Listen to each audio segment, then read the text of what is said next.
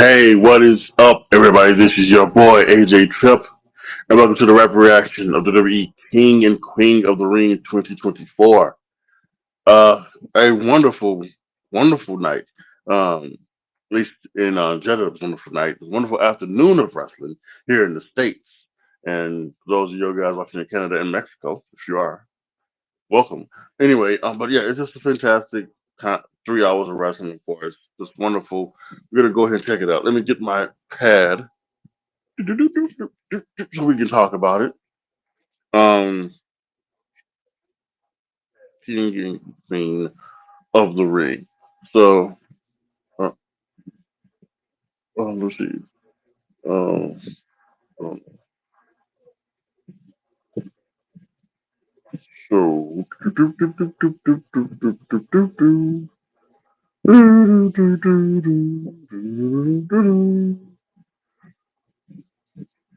yeah. All right. So this is it right here. We're gonna talk about this. We're gonna talk about the kickoff match. Because of what happened last night. After Black and Bear lost between Candice LeRae and Indy Hartwell, the kickoff show was for the Women's Tag Team Championships as Bianca Belair and Jade Cargill, which in the countdown show, Michael Cole called Cora Jade, which was kind of very funny to me. A lot of people as well.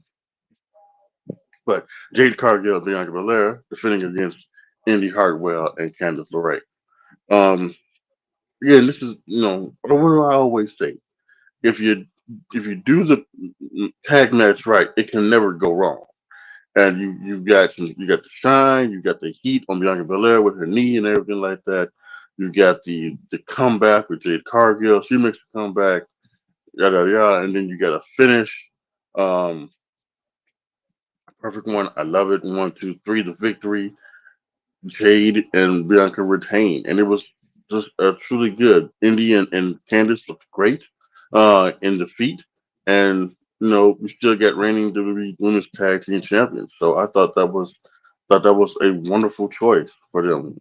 I gave it 3 stars. Again, if you do it right, the average tag match should be an easy 2 3/4 to 3 1/4 star match. It should be in that range, and then if you go higher, it becomes exceptional, and if you go lower, you've done something wrong. Well, not necessarily you done something wrong. Maybe you didn't follow the normal thing, or you're doing something differently. I can't really go talk about the tag match that I can remember that I would have rated less than 2 3/4 stars. I can't remember. I don't think there has been one, or I've seen one, but anyway, that's just where I go. That was the kickoff match. Next, we had the women's championship match. Started off. This was the match between Becky Lynch, the women's world champion, and Liv Morgan. Easter went out and had a very good match. They went out and they told a great story Liv trying to overcome. Liv showed some very um, um, her improvements in the ring. She's gradually and steadily improved each and every year she's been up on the main roster, and that's something that you got to give her. She really works at being better in the ring and being better. Everything. She doesn't. I don't know if she works being better on the mic. She is still very stilted and sounds like she is just reading a script. And in this day and age, um, and maybe that's just her. Maybe in this new era, maybe she's still more comfortable reading off, memorizing lines off a script than she is, doing, you know, you know, guidelines or notes or anything like that, or even freestyling, coming off the dome with it. So, but anyway, this one had a great match. Now, back on to the countdown show, there was a segment where they were doing backstage talking to Liv, and Dominic Mysterio came in and interrupted and said that he flew all the way to Jeddah, Saudi Arabia, just to make sure she didn't get the opportunity to become women's world champion. And so in this match, at some point, near the end, Becky Lynch gets the this armor on um this armor on Liv Morgan. And then that Dominic Mysterio comes out and you hear a bunch of boos and everything like that, and they're talking about wondering why, and companies are wondering why she's out there. Um, so then they decide to something happens, and we get to a point to where Becky Lynch is on the ground and Liv is out on the ground over in the corner. Dominic Mysterio gets a chair, throws it towards Becky Lynch because again he's doing the thing where he wants Liv Morgan to lose. He then gets up on the apron, distracts the referee. Becky Lynch being the babyface isn't going to use it. However, Liv Morgan being the heel takes it to advantage, gives her a DDT onto the chair. Becky Lynch stumbles to the ropes. We get the Oblivion 1, 2, 3, and we get a new Women's World Champion in Liv Morgan. And standing outside is Dominic Mysterio looking all tattered and shorn. It's like, oh, I can't believe this happened. Oh, I can't believe it. And he can't, and he screwed up. And we get after the match, we get one thing where Liv Morgan is on the ramp holding up the Women's World Championship, and we have in the ring Becky Lynch sitting down, can't believe it, staring a hole at the back of the head of Dominic Mysterio. And Dominic Mysterio is right there going, oh, I can't believe it, things like this. So that was a pretty fun match. I gave it 3 1/4 stars. That was really nice. And here's the deal. I think that's how it was supposed to. No, and that's how they're coming off. But I think all of us know that this is leading towards Dominic Mysterio and Liv Morgan getting together. You know, in front of Rhea Ripley and things like that. Now there was a segment back on Raw where Liv Morgan got out of a car at one point, and they were showing somebody coming in. I forget who. I think it was Jay Uso. Then they showed somebody else walking in, and then Finn Balor got out of that same car. So are they?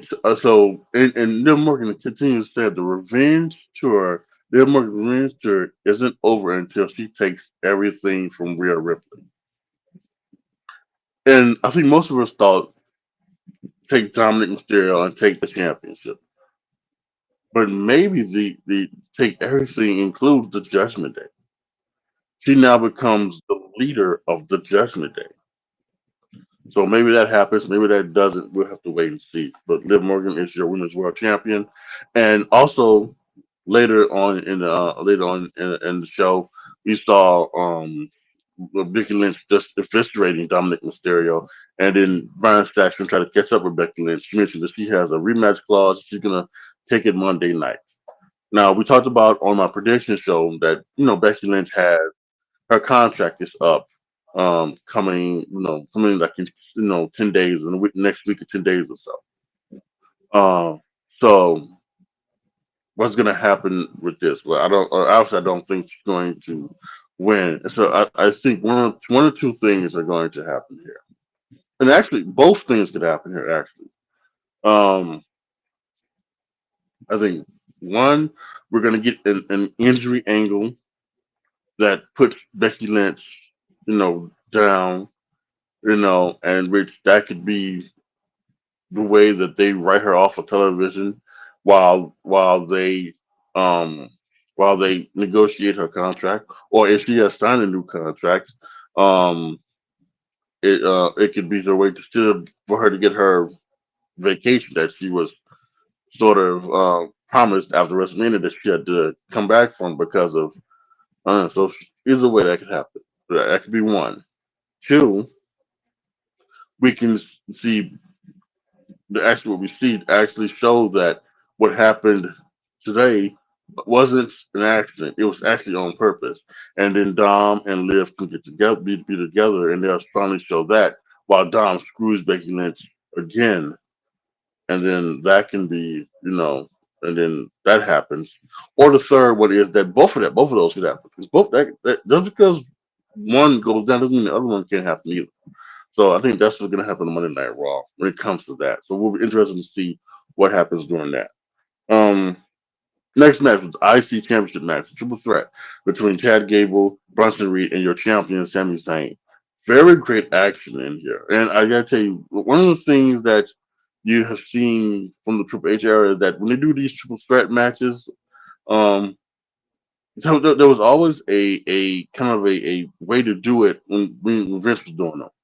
For a while, it was that you throw one person out, and then it's one on one, and then the third person comes in. Excuse me. They throw another person out, and then there's one on one there, and then they do all this back and forth stuff. Um, However, one of the things that Triple H has tried to do is when you're doing these triple threat matches to have all three people be in the ring. To not have sure there's going to be some one-on-one action between two of the wrestlers, but try to keep all three and try to keep them because we would see like 5 minutes of that because of triple threat. And I think what Triple H tried to do is let's have a couple minutes of that, and then have the third person come directly back in, and that makes more of a better flow to it, a better more action as well. And that's the same thing here. We've seen a German triple the triple double the German suplex spot, but we saw a double ankle lock spot. Um, a lot of things here. Very good action. Sammy is totally over as he should be. Um, in Saudi Arabia, it's amazing.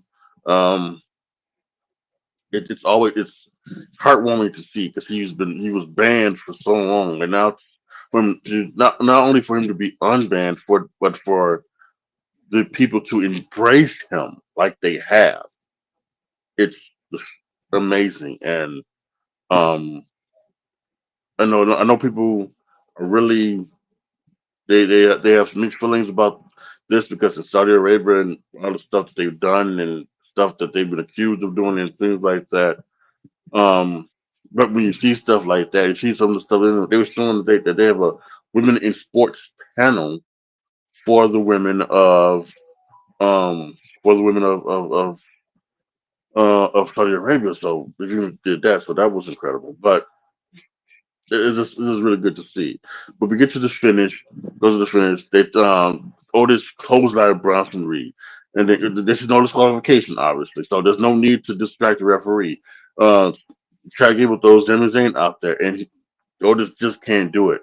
Just can't do it, and Chad gives out there, slaps him a couple times, and then Otis tries it, goes for it again, but this time he hits Chad Gable. Sammy ducks out of the way. Sammy gets in the ring. Bronson Reed is in there, kind of staggered in the corner. 1, 2, 3, Hoover kick. 1, 2, 3, the pin and the victory for Sami Zayn. So it's really good there. So really great match. I gave it 3 3/4 stars. I thought it was amazing. Good on them, and it's leads also to no. You also pin Brunson. You don't pin Chad Gable just yet, so that's good. Now you can still do Chad and Sami Zayn somewhere down the line as well. At some point you're gonna do Chad and Otis as well. So I kind of thought that the the breakup of the Alpha Academy would be longer. It would go a little bit longer than it is, but they seem to be getting ready to speed this up, which is fine as well. As long as the story being told is good and everything like that, and we know where we're going. So I think I like that as well. Let's go ahead and do this. So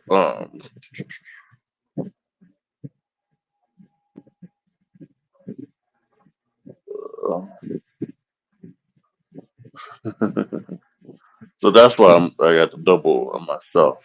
So, okay, there's no problem with that. Um, that is what it is, and that's all it's going to be. So, we're gonna do this. Let's see. Come on, hurry up. Yeah. I apologize. I'm just trying to get something together for later.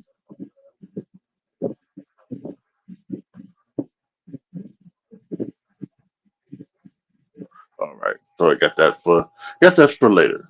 Um, Next, the Queen of the Ring finals. We've got Nia Jax. versus Lyra Valkyria, and I really enjoyed this match, and I enjoyed the fact as well that because this I talked about this in the predictions. Nia has a foot of height and at the very least 170 pounds on her. And so how do you make this realistic? Lara Akira can't win, but how do you make this realistic? And they did a good job of it too. Nia Jax was fighting off her all of her attacks and do everything like that. And I think it was good. So, Lara kind of had to strike and move and things like that. And she was trying to she kept going for the sleeper at first, try to wear her down. Great job on that. Um, but Nia took advantage and just kept working her over and using her power and her strength to block anything and everything she did. But then when Lara came along, it was some good things. She kept reversing the annihilating and doing things that hit a double stump in the corner. Um, she did, other things. Use her speed, hit her with a spinning DDT, everything like that. Very good. And then we came to the end when Nia Jax was going to the top for a Samoan, a avalanche Samoan drop, and then she fights out of it and goes trying to power bomb her, and then Nia Jax maybe with the finish of the year, just goes and bam squashes her with the Samoan drop. The Annihilator, and she does the whole Yokozuna thing as well to honor him. 1, 2, 3.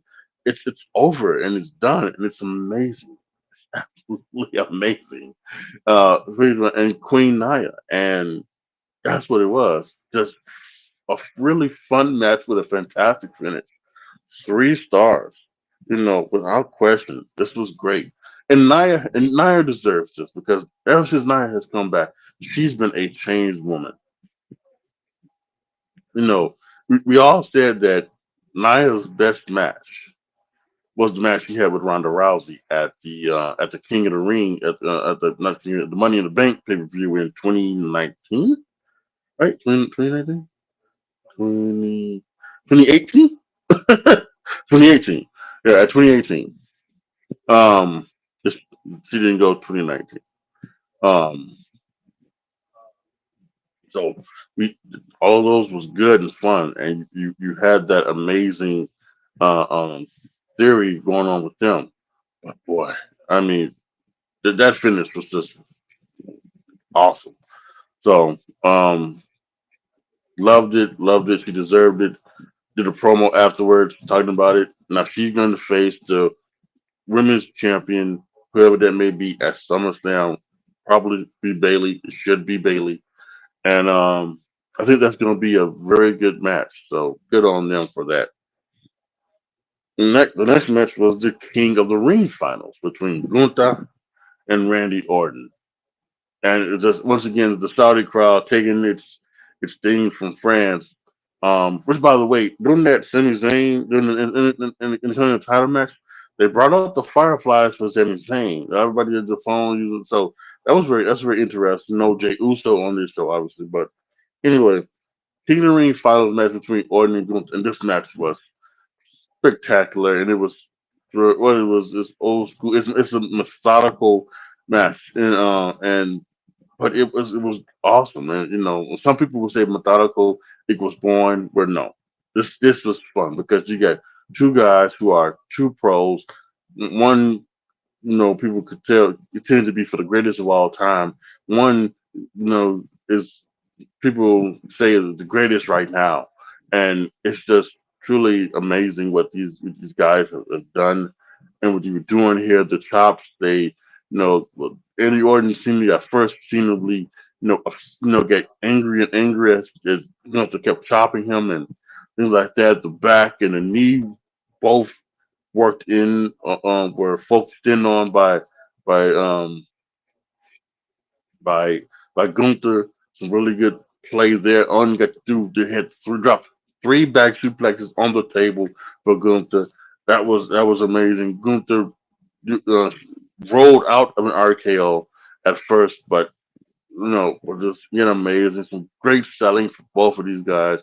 Orton's really just selling the fact that he's back. His back was hurt. He didn't knee. The knee has been hurt the last several weeks during the King of the Ring matches on SmackDown. Amazing work from both of these guys, and it ends with an RKO that Randy Orton pins him, but also kicks out of. And I think this whole sequence I would have liked to change because he kicks out and then he does a thing where he try to put after kicking out Randy Orton is there, selling the knee and things like that.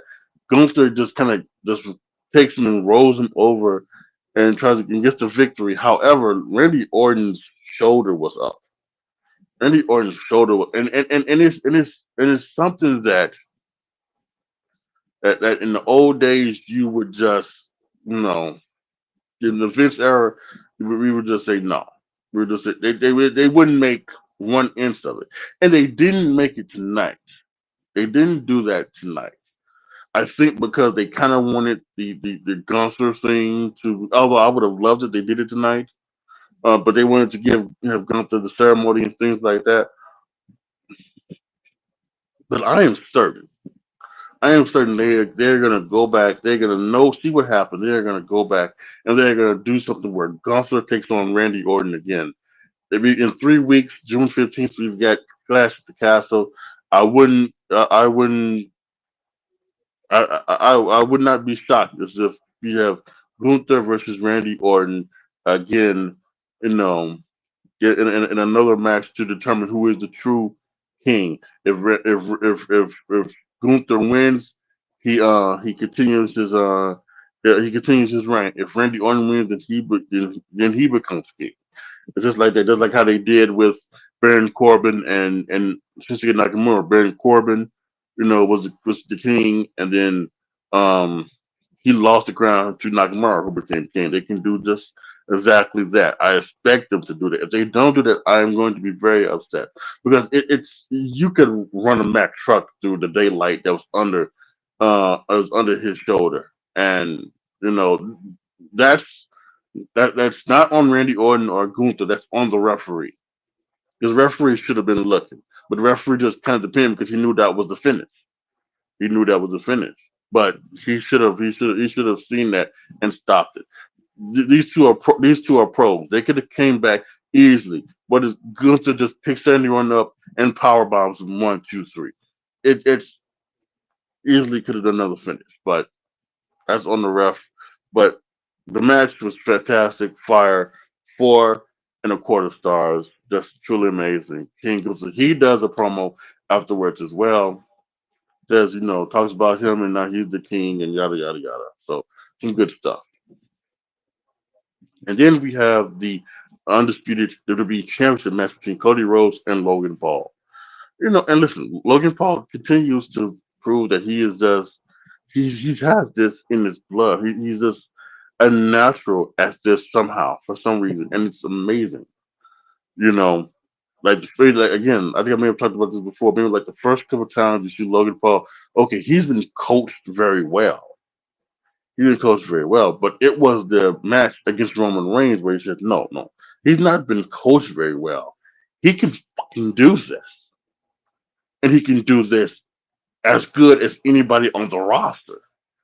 He hung with Roman Reigns, and it's the first time we saw the buckshot lariat from him, and so it's tremendous, and it's stuff here was fantastic. You know, earlier this week he gave the knuckles to Michael Cole, and he wasn't going to use them. So at one point they're outside, and then um, he gets some prime and something like that, and drinks it. But then Cody gets it, hits him with the bottle. One of his goons is there, and he hits Cody Rhodes, which should be a disqualification. But obviously in this one you can't do it. So Cody pulls him over the ring, he starts jaw jacking to him, and then referee gets in them things like that, yada yada. And then that red headed dude, which I guess is his manager or someone, I forget who the fuck it is, but It's his manager. He has another pair of brass knuckles. He gets them.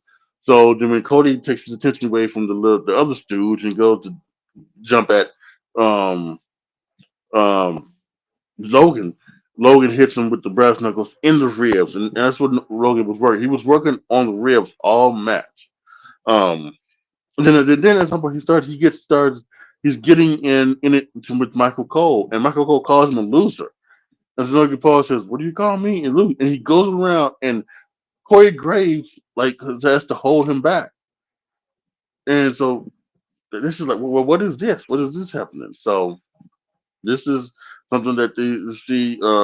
We have to check this out to see what this gonna be. Is it gonna be something with Michael Cole? Is it gonna be something with Corey Graves? We see because Corey Graves is clear. He had a couple years ago when everything was going down and Edge got cleared and then Soraya got cleared, Christian got cleared. Corey Graves got cleared. I believe in like 2021, 2022, something like that. He got cleared to wrestle. But he stayed at the commentating desk because he's 40 plus. I think. Um, at least that's what I think. I think I remember somebody that he's been him being like 40. He's older because he was on the Indies a long time before he was in NXT. But yeah, so I think he's like that. But hell, he can do one or two matches. I was always been expecting him to do a match with Pat McAfee. That's never. I don't think that's ever going to come to fruition, especially now that um he's more of a baby face. He's more baby face than heel, although he still has his heel mannerisms as the lead voice of SmackDown. So, but anyway, back to the action. Then Logan Paul goes in. Tries an octopus stretch, which is insane, and he does some more great stuff. We have a ref bump, and then he gets Cody with a low blow. He goes for Bruno Knuckles. He's going to try a punch, but the guy who came out for the special ring announcement grabbed him by the leg. Logan Paul pushes him off. He goes. Uh, uh, Cody catches him in the Crossroads Trinity, which is what I'm going to call that because that's what it's called on WWE 2K24 on Crossroads Trinity 1, 2, 3. Cody retains. Again, another great match, 4.25 stars. Again, it's really really good stuff here, and again Logan still the United States champion. The interesting stuff is with Michael Cole and Corey Graves. What happens with that? That's going to be some really interesting stuff, I think. So yeah, there you have it. Again, no match tonight under 3 stars. A fantastic. This is going to be one of the things you see for like premium live event of the year, and this is one. This is one of probably not going to win because WrestleMania was an absolute you know two main event 5 star matches. Um, but this was totally a great PLE, and so now we head off to Clash at the Castle, June 15th. There's already been a match that's been announced. Triple H announced that Drew McIntyre has been cleared, so it is Drew against Damian Priest for the World Heavyweight Championship at Clash at the Castle. So that will probably main event depending on what they choose to do. Um, if they're just gonna let if they're gonna let Drew McIntyre win the match again, um, and win the title again in front of his home crowd, then that's probably good. That probably goes on last. If CM Punk is going to cost him the chance at winning the World Heavyweight Championship, or if he's not going to win it at all, whether it's from CM Punk or not, then that probably goes on somewhere, you know, first or somewhere in the middle, and then Cody Rhodes becomes, max if Cody's even on the show. So we gotta even say that. Um, but yeah, it's gonna be fun. We get 3 weeks away. Make sure you're gonna be here. I hopefully I won't be as tired as I have been this week. So I will have a full episode on Friday for that, and then the Rebel Reaction Saturday as well. Again, it's Clash of the Castles to Scotland, so it's going to be another afternoon uh, date, I would bet. So we get all that setting up. So it's going to be pretty fun. All right, guys. Post your comments down below. Tell me what you guys think. Let me know what you guys have thought of King and Queen of the Ring. Let me know what you thought of the matches. Let me know what you thought of everything that went down this afternoon. Again, I thought this was a fantastic premium live event, and the WWE just keeps on rolling. Make sure you like the video, you share the video, you subscribe to the channel. And as always, thank you guys so much for watching. This is your boy, AJTRIP, signing off. As always, be good to each other, y'all. Be careful out there. And I am out.